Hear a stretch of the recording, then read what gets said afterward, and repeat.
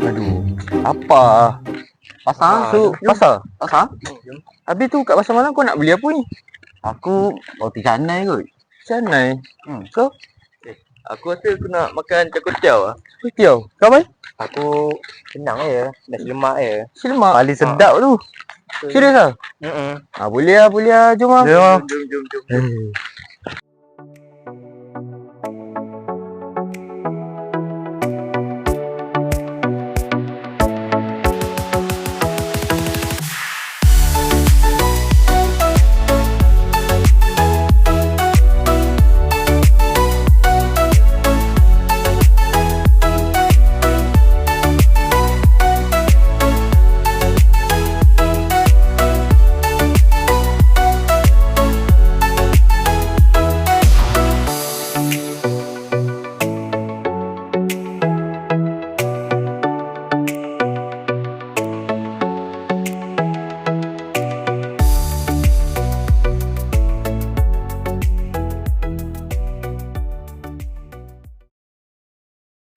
Assalamualaikum. Korang dah sampai? Lah, tak cakap pun. Roja-roja lah. Kau beli apa je tadi? Sedap ke? Buyur, banyaknya. Buyur, sedapnya. Kan.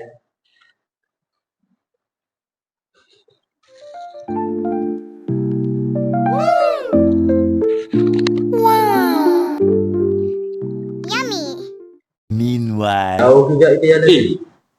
Aku pun terfikir something lah. Apa? Macam mana makanan yang kita beli dapat menyatu padukan semua kaum? Kau terfikir tak? Cuba kita tahu. Ya tu. Orang Melayu makan char kway teow. Ada juga makan. Cina pun makan. India pun makan. Melayu pun betul-betul. Tapi ada juga India makan nasi lemak. Tu pun Cina pun ada. ada. Roti canai. Canai India kan. Tapi kita pun makan. Kita pun jadi dah menu harian lah. Jadi kita fikirkan. Assalamualaikum warahmatullahi wabarakatuh. Dekat Malaysia ni, kita boleh melihat berbagai jenis makanan yang berasal daripada budaya berbeza kan. Tapi, dia dinikmati oleh semua lapisan masyarakat. Contohnya macam roti canai yang berasal daripada masyarakat India Muslim yang sangat popular dalam kalangan semua kaum. Selain itu, char kway teow. Char kway teow juga dia terkenal dalam kalangan masyarakat Cina. Dia juga menjadi pilihan ramai. Begitu juga dengan dimsum yang sering dinikmati oleh pelbagai kaum sebagai sarapan atau makanan tengah hari. Kepelbagaian ini menunjukkan bahawa makanan di Malaysia telah melengkaui sebahagian budaya dan menjadi sebahagian daripada identiti nasional. Keunikan ini menjadikan Malaysia terkenal sebagai syurga makanan.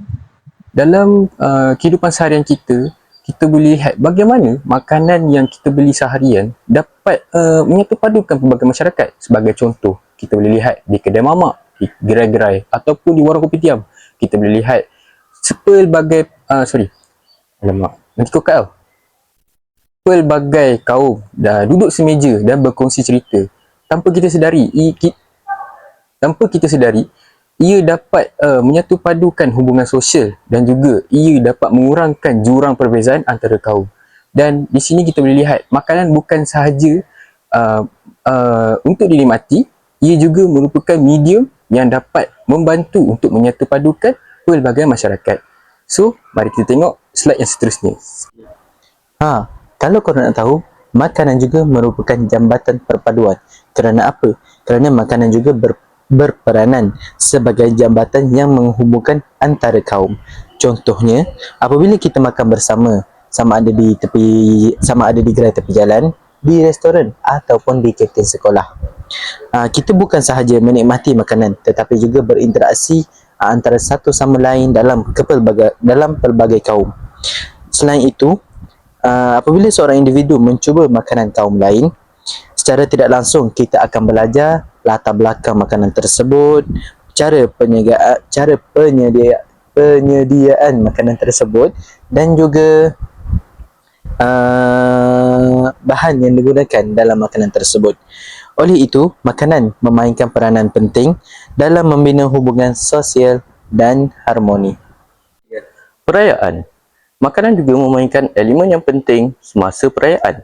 di Malaysia terdapat pelbagai jenis perayaan, antaranya Hari Raya Aidilfitri, Deepavali dan juga Chinese New Year. Pada Hari Raya Aidilfitri, makanan yang terlibat adalah rendang dan juga lemang. Makanan ini adalah makanan popular yang digunakan semasa juadah pagi. Untuk Chinese New Year, makanan yang terlibat juga adalah yisang yang melambangkan kemakmuran dan perpaduan. Untuk Deepavali pula, rumah terbuka selalu menyhidangkan makanan yang dipanggil muruku, dan itu sahaja. Akhir sekali, walaupun makanan dapat menyatukan masyarakat, terdapat juga beberapa cabaran yang perlu dihadapi. Antaranya ialah perbezaan kepercayaan dan pantang larang makanan seperti isu halal bagi umat Islam atau amalan vegetarian dalam sesetengah agama. Oleh itu, penting untuk kita saling memahami dan menghormati kepercayaan antara satu sama lain. Contohnya, peniaga perlu memastikan makanan disediakan mengikut keperluan pelanggan, manakala pengguna perlulah peka terhadap sensitiviti budaya. Sikap toleransi dan hormat ini amat penting bagi memastikan keharmonian masyarakat terus terpelihara. Tanpa sikap ini, perpaduan yang dibina melalui makanan boleh terjejas. Kesimpulannya, makanan memainkan peranan yang sangat penting dalam menyatukan masyarakat majmuk di Malaysia. Ia bukan sahaja memenuhi keperluan asas manusia, tetapi juga menjadi medium untuk mengeratkan hubungan sosial, memahami budaya dan memupuk perpaduan. Kepelbagaian makanan yang wujud di Malaysia adalah satu keunikan yang perlu dihargai oleh semua rakyat. Dengan sikap saling menghormati dan keterbukaan, kita dapat memastikan bahawa makanan terus menjadi jawatan yang menyatukan rakyat Malaysia. Oleh itu, jelaslah bahawa satu selera, satu bangsa. Bukan sekadar slogan, tetapi satu realiti yang menggambarkan kerohanian masyarakat Malaysia.